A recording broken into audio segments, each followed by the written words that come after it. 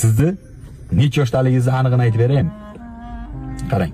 2 dan 10 gacha bo'lgan raqamlar ichidan xohlagan bittasini o'ylang. O'yladingizmi? Uni 2 ga ko'paytiring. Ko'paytirdingiz-a? Chiqqan javobiga 5 ni qo'shing. Qo'shib bo'ldingizmi?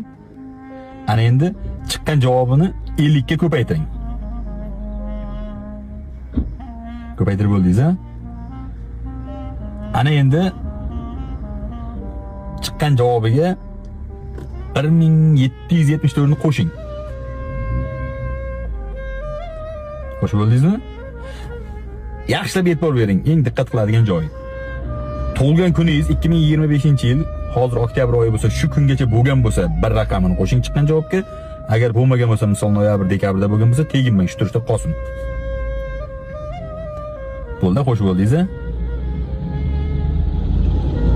Ana endi chiqqan javobdan yilingizni ayiring, tug'ilgan yilingizni. Ayirib bo'ldingizmi? 3 xonali son chiqdimi?